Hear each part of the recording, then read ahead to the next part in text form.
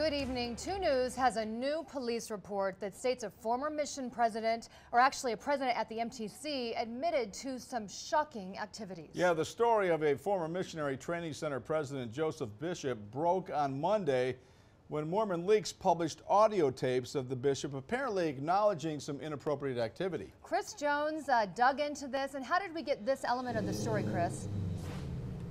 Well, guys, we had reached out to the BYU Police Department to find out what they knew about this case, and this is what we got. A totally redacted police report with no information. So we pushed back at 2 News, and today they responded by giving us a document that at least answers some questions. The documents released by the BYU Police Department to the news media had page after page after page after page of redactions, revealing virtually nothing about this investigation into Bishop. But after 2 News appealed the decision, BYU police relented and released this report. In it, Bishop, now 85, tells investigators that he did interact with a woman while she was at the MTC, telling investigators, quote, that he did go to the small MTC preparation room in the cafeteria area with the victim. Then, while talking to her, he asked her to show him her breast, which she did. The woman's story is wildly different. She tells police that 34 years ago, Bishop raped her. The police report says, quote, he tried to kiss her. She resisted, and he ripped her blouse open, pushed her onto the bed, ripped her skirt, and pulled down her pantyhose and garments. Then said sexual intercourse occurred without her consent. When asked why the stories were so different, Bishop said he either can't remember it or that she was exaggerating her account. But you also kind of groomed me a little bit. Last December, the woman recorded this conversation with Bishop. During it, she confronts him about the alleged assault, and although Bishop doesn't admit to rape, he implies that others may have been abused. He apologized several times, then admitted he had a problem. But you hurt me, and I need an apology. Well, I apologize from the depth of my heart. Bishop goes on to say the MTC was not a good place for him, as he dealt with what he called an addiction. Tonight, new information involving the woman who says a former missionary training center president abused her. She claims it happened at the MTC when she was in training there. The woman's former LDS bishop says she told him about the incident more than 3 decades ago. Chris Jones is on this story for us tonight. And Chris, what did the former bishop do with this pretty volatile information? Well, nothing. The former bishop told us today that the woman, in his opinion, had always been neurotic, so he did not go to the LDS church and he did not report it to police. So you recall this young lady coming to you? Oh, heavens, yes. Former LDS Bishop Ron Levitt was the woman's singles ward president in the mid-'80s. He says she came to him during that time and told him that then MTC President Joseph Bishop was inappropriate with her. According to her, he took, and I think maybe one other sister missionary, down to the basement and showed them some pornography. What was your reaction when she told you that? Doubt. You doubted her? Primarily because I'd noticed that she tended to embellish experiences. Levitt is the first corroborating witness we've heard from since these explosive allegations were reported by Mormon Leaks on Monday. Despite what the woman told him, Levitt did not tell anyone about her story. Did you pass along this information to the church or police or anything like that? And how come? Why not? Primarily because I didn't think it had much credence. I wasn't going to risk sowing the reputation of someone based on that kind of a report. Well, this report from BYU police says that Bishop did admit to detectives 3 months ago that he took that woman to the basement and, quote, asked her to show him her breasts, which she did. Last year, the woman confronted Bishop about their encounters. Bishop admitted on tape to improprieties with at least one sister missionary. But I have this thing about sexual addiction. What can I say? He does suggest that perhaps he may have been inappropriate with sister missionaries. That's interesting. Given that knowledge, does that make you think, well, maybe I should have said something? Had I had that information then, yes, I would have. Now, we are not the only people talking to Levitt. He says that in the last 10 days, he's received at least 3 phone calls from officials with the LDS Church asking what he understood happened during that incident. Good evening. Leaders inside the Church of Jesus Christ of Latter-day Saints were told 5 different times by 2 different women of alleged inappropriate sexual conduct by the former president of the MTC. Now, some of these details emerge in a new church statement just released hours ago. Despite these reports, the church never took any official action. He tried to kiss me and I pushed him off and I was like, oh my God, here's this old man. I'm 21 years old. For the very first time, we hear from the woman at the center of the MTC abuse scandal. Live from Utah's #1 news channel, this is KUTV 2 News at 10. Exclusively on 2 News tonight, the woman who has accused the former president of the MTC of rape speaks out in her only exclusive television interview.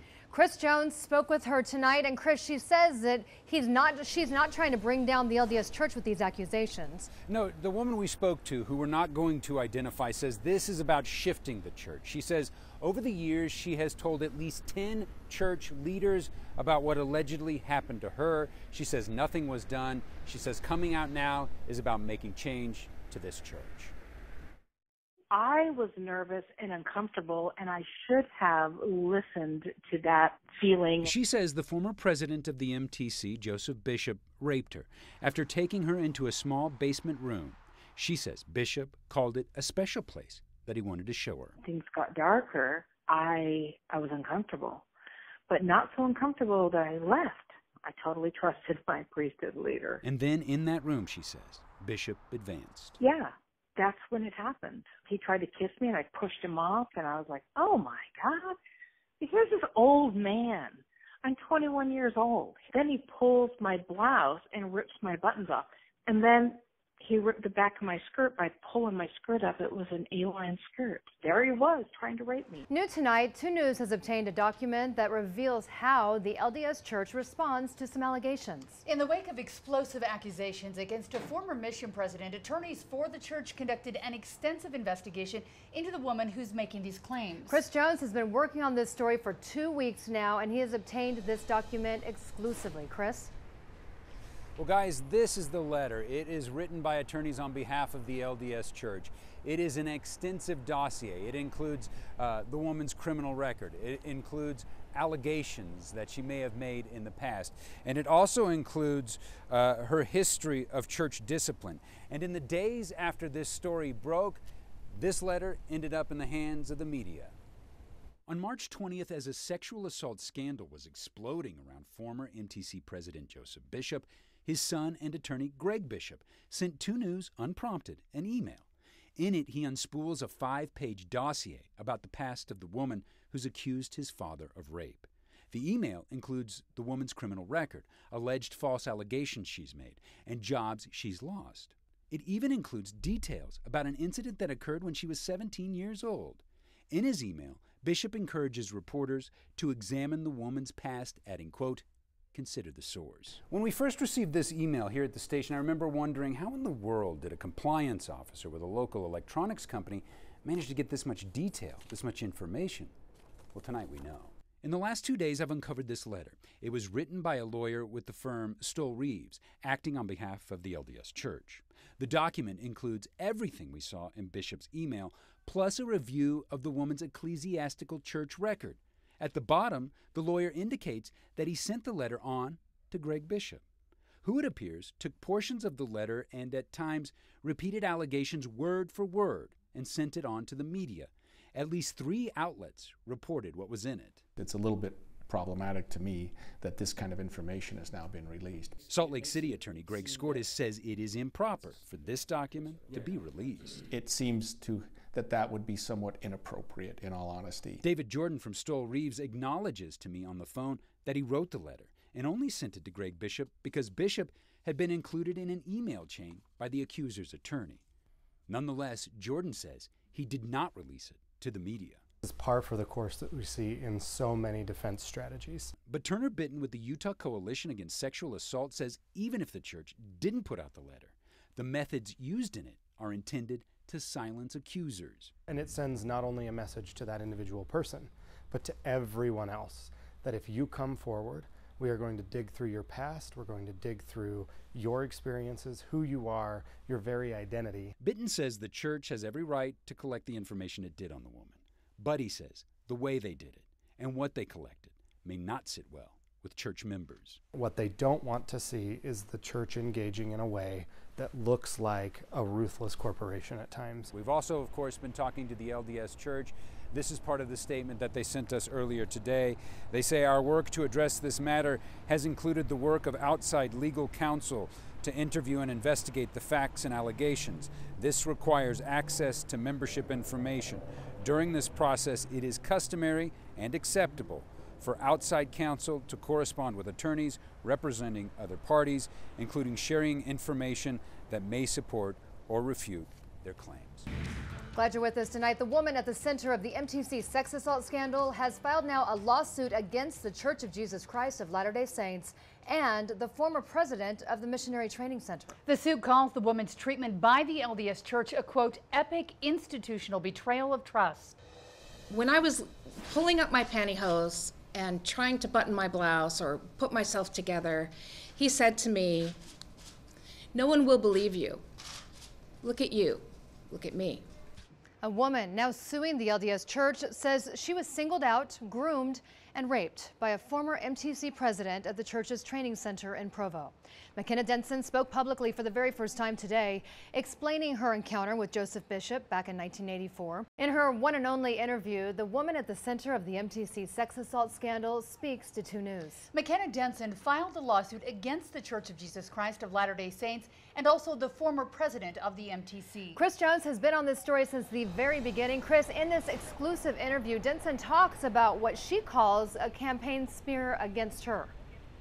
Yeah, that's right. In the days and hours after this story broke, McKenna Denson says that there was some damaging information released about her to the media.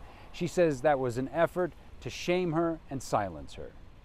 Shame on you. McKenna Denson to the son of Joseph Bishop, who, unsolicited, released a dossier of her criminal records to the media in the days after his father was accused of rape.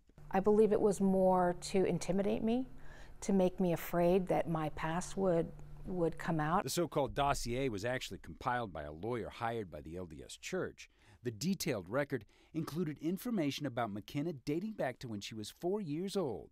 It was sent to Dennison's attorney and Greg Bishop, and what she says was a way to shame her. It tells other survivors that if you dare to share your story, we are going to victim shame you, we are going to blame you. The church has every right to use their vast resources to do exactly what they did on McKenna. Denson's attorney, Craig Vernon, in a press conference today, said the church didn't do anything illegal by collecting the information. But, he asks, was it ethical? Do they have the legal right to do that? Absolutely. The question is, should they be doing that? Tonight, Denson says she feels empowered by speaking out. And she says dossiers like this one won't stop her or other victims from speaking their truth in the future. There's been a tectonic shift, really, that has caused a ripple and then a wave and then a tidal wave. And guess what? Right now, the gates are open and the tsunami's coming.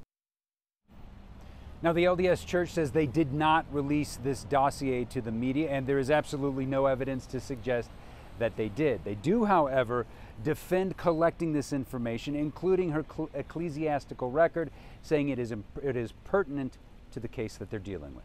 Guys, back to you. Takes a lot of strength to come forward publicly, Chris, and talk like that. Thank you.